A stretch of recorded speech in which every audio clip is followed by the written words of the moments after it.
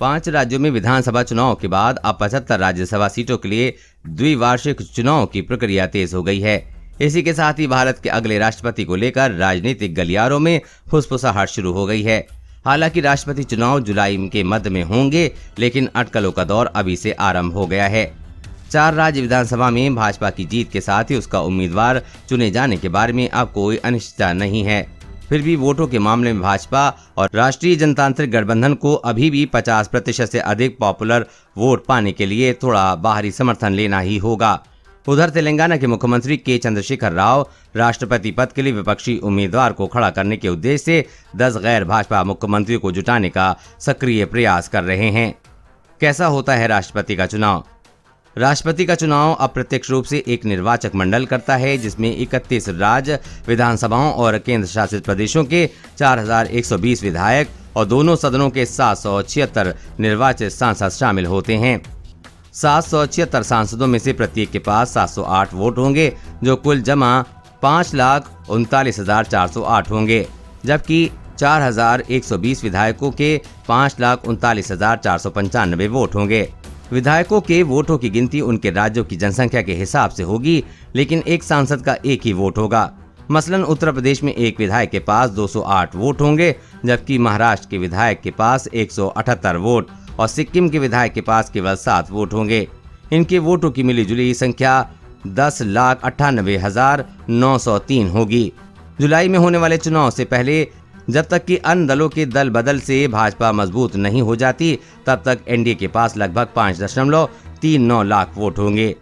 क्या है पीएम मोदी के मन में? साल 2017 में शीर्ष पद के लिए रामनाथ कोविंद को चुनकर नरेंद्र मोदी ने देश को चौंका दिया था।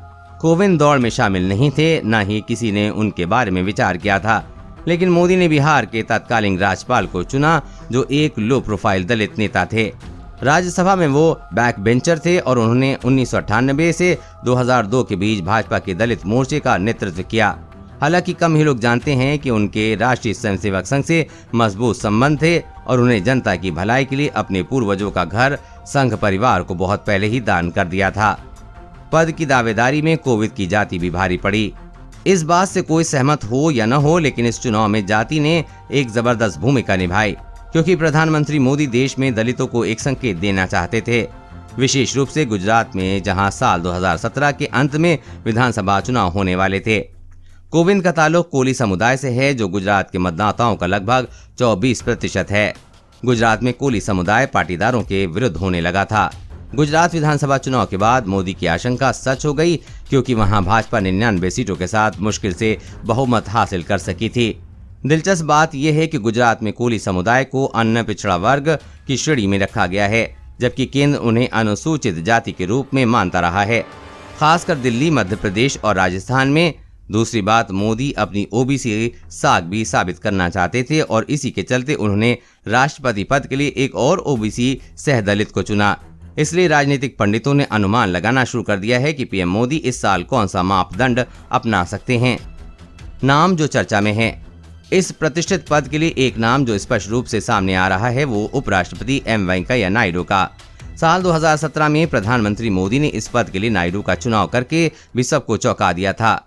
शुरू में वो भी बहुत इच्छुक नहीं थे, लेकिन उन्होंने पिछले 5 वर्षों के दौरान अपने कर्तव्यों का बहुत अच्छी तरह से निर्वहन किया है और देश के शीर्ष पद के लिए एक स्वाभाविक पसंद है।